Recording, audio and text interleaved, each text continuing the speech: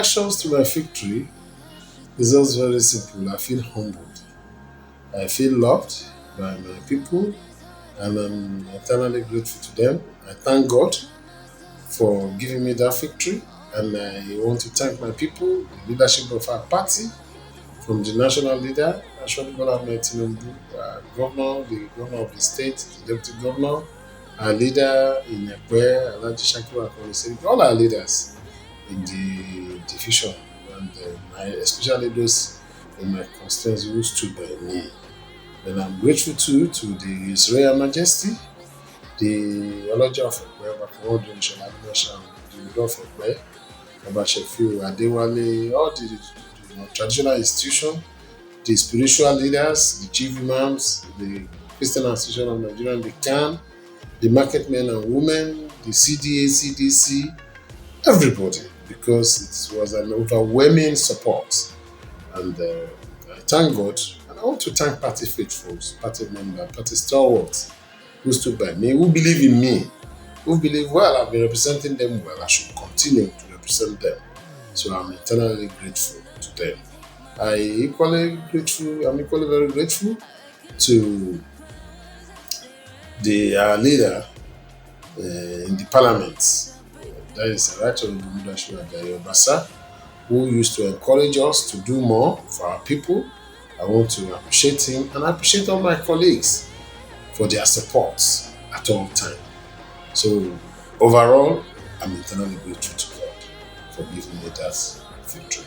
And I must appreciate my co-contestant who accept the result of the election in good faith.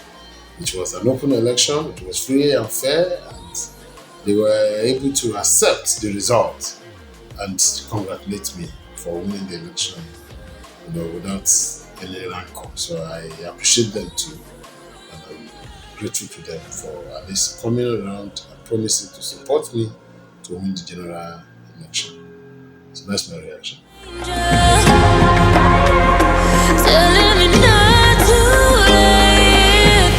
Well, first and foremost, I want to congratulate Nigerians. I want to congratulate our party for rallying around, coming together to vote for Asiwaju Bola Ahmed Tinubu to become the flag bearer of our party. I want to congratulate the whole party. I want to congratulate the leadership of the party, from our president, Major General Muhammad Buhari, retired, who, with the support of all the progressive governors and the leadership of the party, rallying around support for Asiwaju, is a victory for all of us, our party, because we know that that support is monumental, and it's for them to present a formidable candidate that can stand the test of time and that can face other politicians, other candidates from other parties.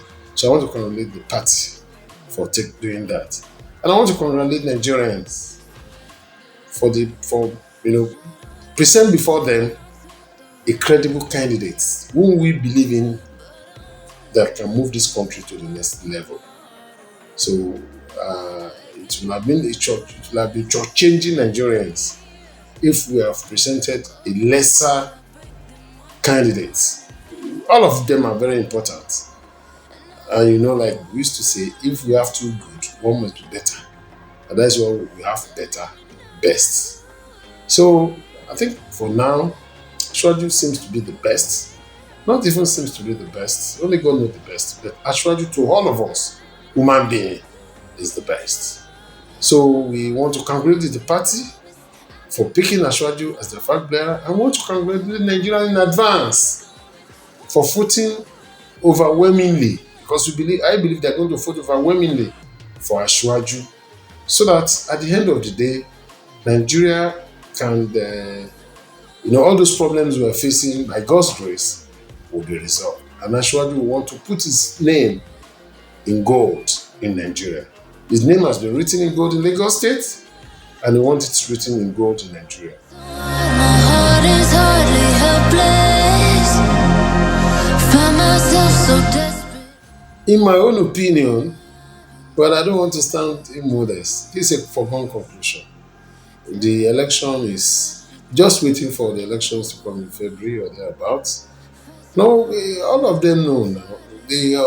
I believe they know quite sure that among all contestants across all the party lineage, they know Ashwaji is the best. Just like the way the progressive leaders, the progressive governors, and progressive aspirants step down for him, I expect other party, if possible, to unanimously agree that Ashwaju should go and do it from 2023. I feel if they do that without necessarily stressing him, without necessarily stressing the party, it will make him to be much more committed. He will be humbled. He will believe Nigeria gave him that power unanimously. The man we know, we want to put in the best. But notwithstanding, it's a party structure, party lineage. So let everybody come and contest. The best candidate will emerge as the president of this country. And the best candidate is Ashwaju Tinubu. So in my own opinion, nobody can stop him. By God's grace. We pray for his good health. We don't pray for untimely death. We don't pray for anything bad to happen to him, to his family, and to any one of us. But it is sure that he is the president, he is the new president by God's grace. What do we expect? You see, are we expecting Atiku to defeat Ashwaju? Or are we expecting Peter Obi? Oh, my brother, hey, the one in A part, Shore. Shore is good, all of them are good, but Ashwaju is better. And he's even the best. So, without being sentimental, we don't need to waste our time. This is not the time to experiment. This is the time for reality. Nigerian ship is drifting. We need those who have that exposure, who have that experience, who have the international connections, who is well educated, that has the managerial ability, and that has practicalized governance. And we have seen the governance at its best. So, nobody, to answer your question, I don't see anybody stopping him from becoming the next president of this country.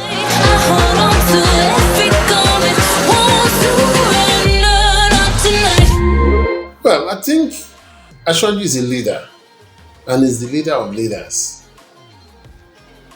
He has put the national interest first, and that is why he has conceded to the political leaders, the northern governors, progressive governors, to go and source for a credible vice. But to me, if I'm recommending to him, he should look for somebody who is God-fearing. First and foremost, somebody who is Democrats. Somebody who puts national interest above his primordial sentiment or his personal interest.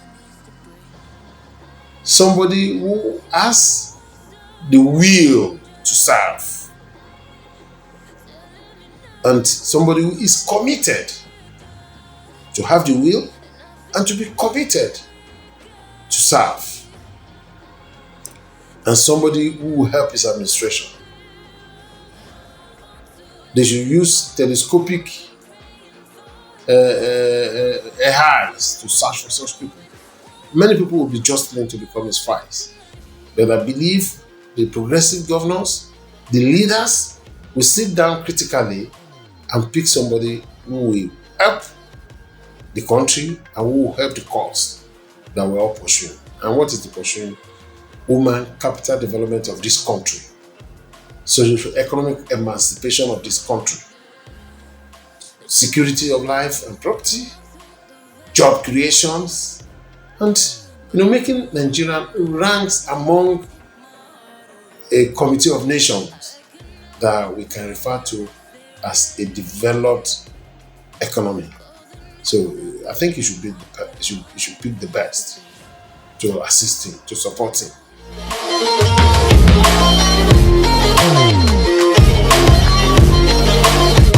To me, for me, I don't mind if the vice is a Christian or a Muslim, provided such person has the credibility and is committed to serve this country. Is intelligent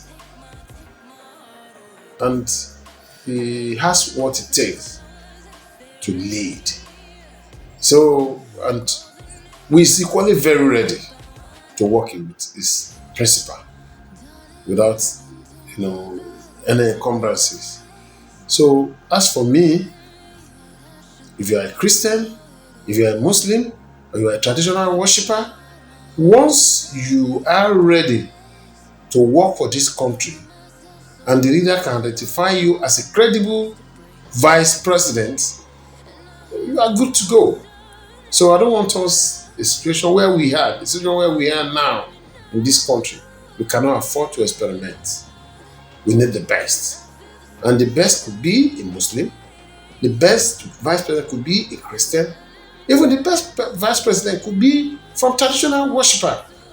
So whichever religions they be, once the person is credible, I think we should go. So at this level, it will never affect Muslim ticket. So since such things, there's no provision for that in the constitution. It's just mere woman arrangement. So, and we must try as much as practicable to shun those religious dichotomy or tribal sentiments. So it could be from Hausa, it could be an Hausa man, it could be from Igbo, it could be a Yoruba man. For sentiment's sake, as we say, okay, it's from the north, it should be somebody credible from the north. It could be northern Christian, it could be northern Muslim, it could be northern traditional believer. So whichever way, let the leaders, let the progressive governor look inward and pick somebody that will be useful to this country and that will support Mr. President to achieve their mission for this country. So to me, and as for me, Christian, Muslim, or Muslim issue has no relevance to what we're doing.